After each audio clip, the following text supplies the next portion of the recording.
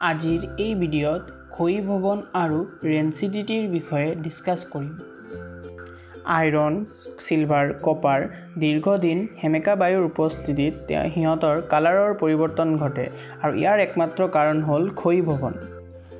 এতিয়া ক্ষয়ীভৱনৰ সংজ্ঞাটো চাওঁ যে ধাতু এটা তাৰ চৌপাশৰ বিভিন্ন পদাৰ্থ যেনে জলীয় বাষ্প, এচিড আদিৰ দ্বাৰা আক্ৰান্ত হয় তেতিয়া ইয়াৰ ক্ষয় ঘটা বুলি কোৱা হয় আৰু এই প্ৰক্ৰিয়াকে ক্ষয়ীভৱন বোলে। অৰ্থাৎ ধাতু এটা যেতিয়া জলীয় বাষ্প, এচিড আদিৰ দ্বাৰা আক্ৰান্ত হয় তেতিয়া তাৰ ক্ষয় ঘটে আৰু এই প্ৰক্ৰিয়াটোকে ক্ষয়ীভৱন বুলি কোৱা হয়।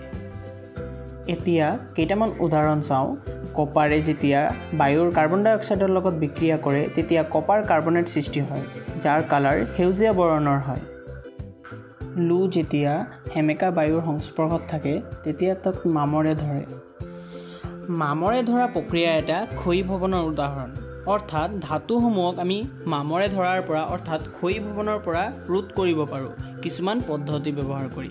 আৰু এই পদ্ধতিকেইটা হৈছে ৰং কৰা, পেইণ্টিং, তেল সনা, অইলিং, গ্ৰীজ সনা, গ্ৰীজিং, দস্তা লেপন, গেলভেনাইজিং আৰু ক্ৰম প্লেটিং। ইয়াত দস্তা লেপন মানে কি এইটো ইম্পৰ্টেণ্ট আহে। দস্তা মানে হ'ল জিংক আৰু লেপন মানে হ'ল তাৰ প্ৰলেপ দিয়া।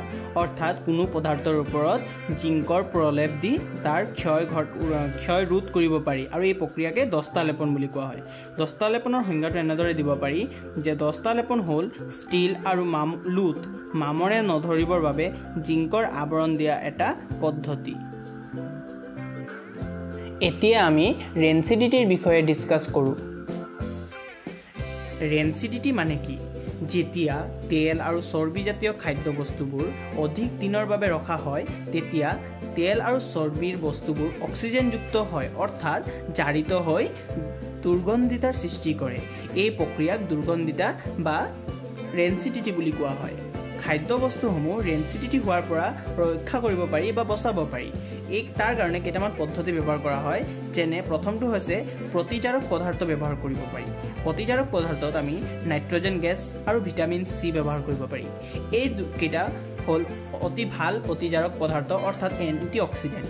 এইবোৰে খাদ্যবস্তুসমূহ জাৰিত হোৱাৰ পৰা বাধা প্ৰদান কৰে। দ্বিতীয়তে বায়ুৰুদ্ধ পাত্ৰত ৰাখিও আমি ৰেঞ্চিডিটিৰ পৰা ৰক্ষা কৰিব পাৰোঁ আৰু কম উষ্ণতা থকা ঠাই যেনে ফ্ৰিজত থৈ আমি ৰেঞ্চিডিটিৰ পৰা বচাব পাৰোঁ খাদ্যবস্তুসমূহ। চিপছৰ পেকেটসমূহ তোমালোকে ফুলি থকা নিশ্চয় দেখিছা। ইয়াত আচলতে নাইট্ৰজেন গেছ ভৰোৱা হয়। নাইট্ৰজেন গেছ কিয় ভৰোৱা হয় তোমালোকে জানানে? নাইট্ৰজেন গেছ হ'ল এবিধ ভাল প্ৰতিজাৰক পদাৰ্থ। ই চিপছসমূহক জাৰিত হোৱাৰ পৰা ৰক্ষা কৰে যাতে সিহঁতৰ বেয়া গোন্ধ নহয়। এতিয়া এই প্ৰশ্নটোলৈ মন কৰা, তেল আৰু চৰ্বি থকা খাদ্যবস্তু নাইট্ৰজেনৰ পৰিৱেশত পেকেটত ভৰোৱা হয় কিয়? ইয়াৰ এনচাৰটো এনেদৰে লিখিব লাগিব যে জাৰণ নঘটিবলৈ তেল আৰু চৰ্বিযুক্ত খাদ্যবস্তু নাইট্ৰজেনৰ পৰিৱেশত পেকেটত ভৰোৱা হয় কাৰণ নাইট্ৰজেন এবিধ ভাল প্ৰতিজাৰক পদাৰ্থ। ই তেল আৰু চৰ্বিযুক্ত খাদ্যক বায়ুৰ অক্সিজেনৰ দ্বাৰা জাৰিত হোৱাৰ পৰা বাধা প্ৰদান কৰি ৰেঞ্চিডিটিৰ পৰা ৰক্ষা কৰে।